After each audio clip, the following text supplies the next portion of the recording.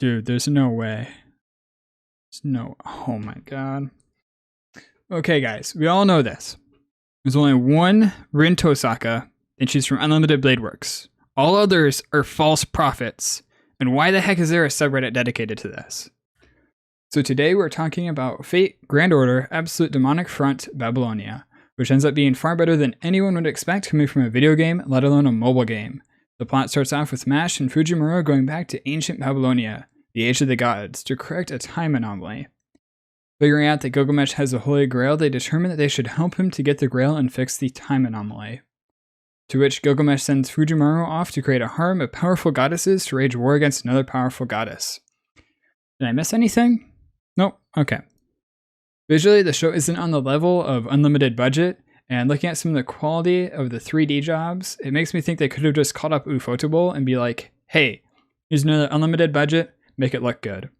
Anyways, when they aren't mixing 3D with 2D, it matches a lot of the best visuals in the Fate franchise. Since I really don't know where to go from here, I guess we can talk about the characters. Like most of Fate, the depth comes from the mysterious identities as opposed to having fully fleshed out ideals, morals, and flaws. Unfortunately for this Fate in particular, a lot of the characters are borrowed. Like, just look at these guys and tell me they're not the dwarf in the flask. Or like, this isn't just Rin Tosaka. Wait a minute. And she looks like, what's her name? Wait, again? Why, Fate? Why does this exist? So you're telling me, at this table, we have two gods, a man who stands on the same ground as servants, and someone that's destroying space-time? Welcome to Fate, guys. Fujimaru is just Kirito's projectable blank canvas plastered with Naruto's Tagno Jutsu. Enkidu has some depth with his identity crisis, and Gilgamesh has more depth to him than he's letting on, making the two the highest quality characters and a pleasure to watch when they're on screen. All of the servants are pretty good. In particular, I really like seeing Fate's version of Merlin. The world and the people of Uruk are simply amazing, even though they don't have a huge role to play, other than just setting the atmosphere. Episode 0 reflects on the past of Mash and Dr. Romani, and isn't in and of itself really good. It makes the show look kind of bad. Not because it is, but because episode 0 is just good. Really, it's that good. You should check it out, and as it's technically a prequel to First Order, you don't need to have Grand Order knowledge in order to enjoy it. The first segment or so of the show really doesn't have much to talk about. Mash and Fujimaru arrive in Babylonia and make their way to Uruk. They meet some of the characters that will be important to the rest of the show, and these couple of episodes feel oddly one-to-one when compared to the mobile game, and that results in some odd sequences like when they're under attack from monsters. Upon reaching Uruk and one of my favorite sequences of unexpected events, Gilgamesh basically just dismisses Fujimaru and Mash as not worth his time after exchanging blows, in a fashion one would expect from Naruto. Unlike most others where the hero is renowned and accepted in gifts of glory upon their arrival, Gilgamesh sees them as no such hero and instead as civilians who have yet to prove themselves. I gotta say, Caster Gilgamesh is a sight to behold and explains a little bit about his grumpy, arrogant archer incarnation. To him, the people of Uruk are far more worth his time than even his own master Tosaka. The individuals in his kingdom do more in a week than people in the modern day do in their lifetime.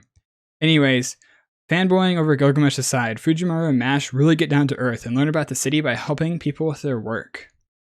Then it's a lot of blah blah blah, three goddesses trying to take over the world. Character has great chemistry with the servants, from which they learn a lot. Gilgamesh begins to see the worth to them. Fujimaru creates a harem of powerful goddesses. You know, just everything you need to make a good anime good.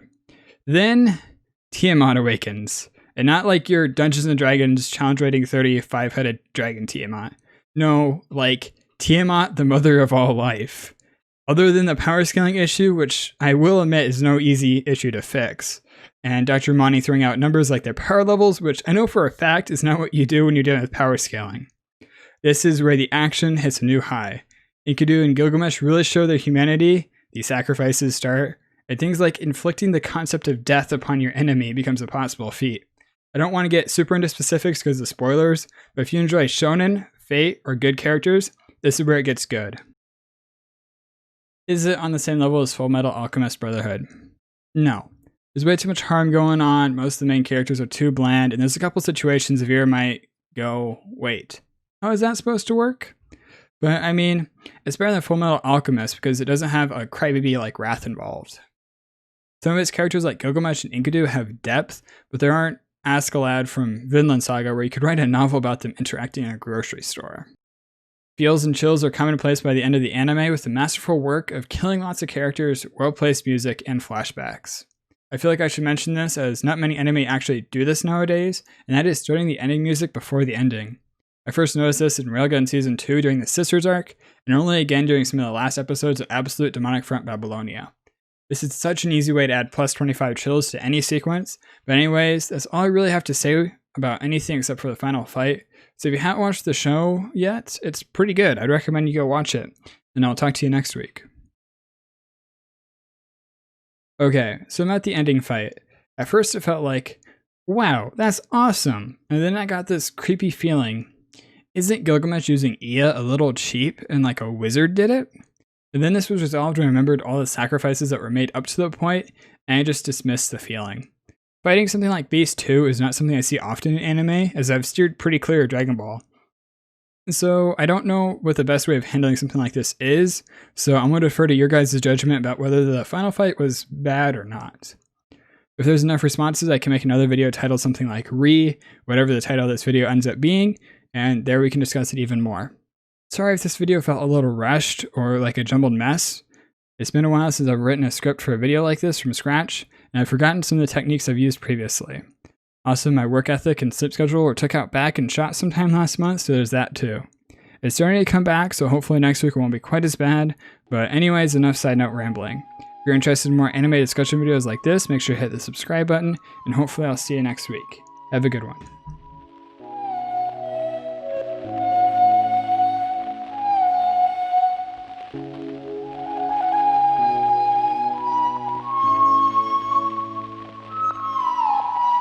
You